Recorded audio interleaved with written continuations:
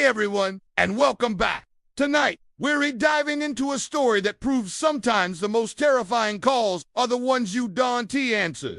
This is a cinematic horror short I call The Night Caller. Let's get started.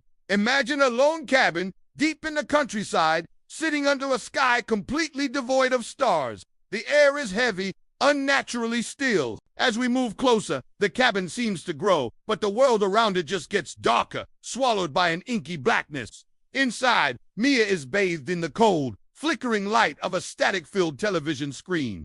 She's alone on the couch, the rest of the room a void of shadow behind her. Suddenly, her phone buzzes, cutting through the electronic hiss. The screen glows with two words, "Caller unknown." She dismisses it. The room falls back into a tense silence, broken only by the crackle of the TV. But then, it rings again. The sound is piercing, insistent. From a high angle, we see Mia looking small, a tiny island in a sea of darkness. She lets it ring, her jaw tight. The ringing stops, but it's replaced by something far worse, a deep, gut-wrenching rumble that shakes the very foundations of the house. The lights flicker and tremble. The camera focuses on the long, dark hallway behind her. As the shadows shift, a figure materializes at the far end. It's tall, a perfectly still silhouette facing the wall. Mia, captivated by the TV, notices nothing. Her phone buzzes again.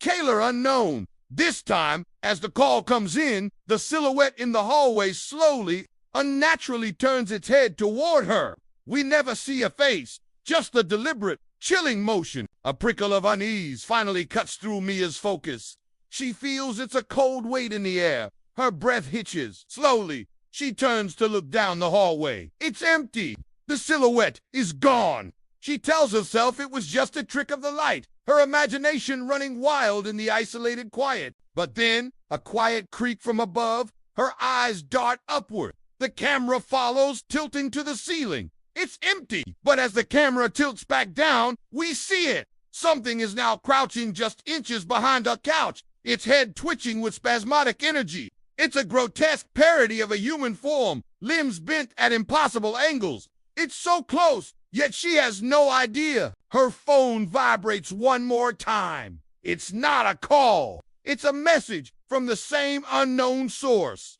The text on the screen is a corrupted, glitchy gray. It reads, "Don't turn around again." Her heart hammers against her ribs. Ice floods her veins. The message is a confirmation of the horror she can feel breathing down her neck. Every instinct screams at her to run, but the warning holds her paralyzed. Her eyes are wide with sheer terror. In that moment of frozen fear, the lights don't just flicker, they explode, plunging the entire room into absolute darkness. For a terrifying second, there is nothing. No sound, no light. Just Mia's ragged breathing in the suffocating black. Then, her phone screen illuminates. The sudden glow casts a nightmarish scene. Right beside her face, so close she could feel its breath, is the creature. Its jaw is unhinged, hanging impossibly wide. Its eyes are just black, empty voids that seem to drink the light. And then, a voice whispers from her phone's speaker. It's distorted, warped, and filled with a sound that scrapes at the soul. It says, "You finally answered." The screen smashes to black, and the story ends. So, what do you think? That one always gives me the chills. The idea of a threat that communicates through the very device we use to feel safe is just terrifying.